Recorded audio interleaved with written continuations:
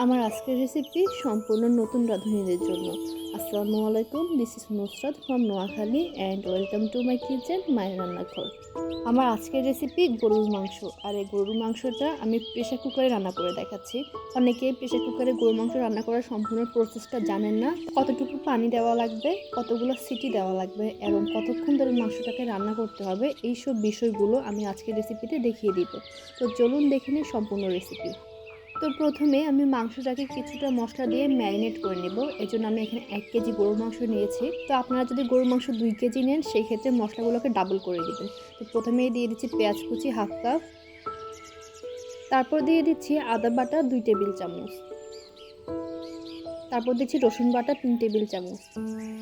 তো তারপর দিয়ে দিচ্ছি গরুর মাংসের মশলা। এখানে ধনে আর জিরা গুঁড়ো আছে 2 চা চামচ, আর গ্রসারি সবগুলোতে গরুর মাংসের যে মশলাটা পাওয়া যায় সেই মশলাটা দিয়েছি 2 চা চামচ।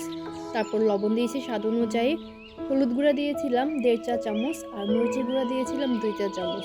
তারপর হাফ কাপ দিয়ে দিচ্ছি সরিষার তেল। গরুর মাংস অবশ্যই সরিষার তেল দিয়ে রান্না করবেন, এতে করে গরুর মাংসে সরিষার তেলে একটা সুন্দর ফ্লেভার ছড়াবে। এরপর এই মাংসটাকে মশলাগুলোর সাথে ম্যারিনেট করে নিচ্ছি একটু ভালোভাবে। তো এখানে আমি প্রেসার কুকারে গরুর মাংস রান্নার যে প্রসেসটা দেখাচ্ছি, চাইলে এই প্রসেস ফলো করে আপনারা নর্মাল যে পাতিলগুলো হয় সেগুলোতেও রান্না করতে পারবেন। শুধু মাংসটাকে সেদ্ধ করার জন্য পানি একটু বেশিই দেওয়া লাগবে আর টাইম একটু বেশি লাগবে, তা না হলে প্রসেস সেমই থাকবে। তো এখানে মাংস ম্যারিনেট কমপ্লিট হয়ে গেলে এই মাংসটাকে আমি আধা ঘন্টার মতো ম্যারিনেট করে রেস্টে রেখেছিলাম। তারপর আধা ঘন্টা পর এই মাংসটাকে তুলে আমি প্রেসার কুকারে নিয়ে নিচ্ছি। তারপর যে বাটিতে আমি মাংসটাকে ম্যারিনেট করেছিলাম সে বাটিতে লেগে থাকা মশলাগুলো ধুয়ে একটু পানি দিয়ে দিচ্ছি প্রায় 1 কাপের মতো। তারপর এই প্রেসার কুকারটাকে আমি চুলার আগুন হাইয়ে রেখে বসিয়ে দিচ্ছি। মাংসটাকে ততক্ষণ জাল করবেন যতক্ষণ না এই মাংস থেকে পানি বের হয়ে আসে। এই পর্যায়ে প্রেসার কুকারে ঢাকনা দেওয়ার প্রয়োজন নেই।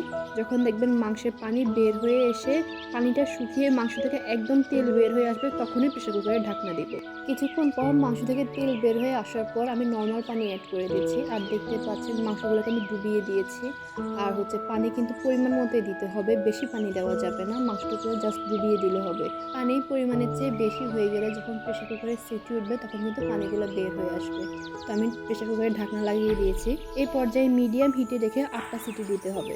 যখন 8টা সিটি হয়ে যাবে, মাংসটা অর্ধেক কুক হবে, তখন আলু দিয়ে দিচ্ছি। আলু দিয়ে কিছুটা নেড়ে চেড়ে আবারও প্রেসার কুকারে ঢাকনাটা লাগিয়ে দিচ্ছি। এই পর্যায়ে মিডিয়াম হিটে রেখে আবারও 7টা সিটি দিয়েছি। টোটাল 15টা সিটি দেওয়া লাগবে। সিটিগুলোকে অবশ্যই মিডিয়াম হিটে রেখে দিবেন। তো দেখতে পাচ্ছেন গরুর মাংস রান্না কমপ্লিট। টোটাল 30 থেকে 35 মিনিটের মতো টাইম লাগে। আমি একটু মাংসটাকে উঠিয়ে দেখাচ্ছি, মাংসগুলো এমন হয়েছে। প্রসেসটা খুবই ইজি। তো বাসায় সেম প্রসেসটা ফলো করে রান্না করে ফেলুন প্রেসার কুকারে গরুর মাংস।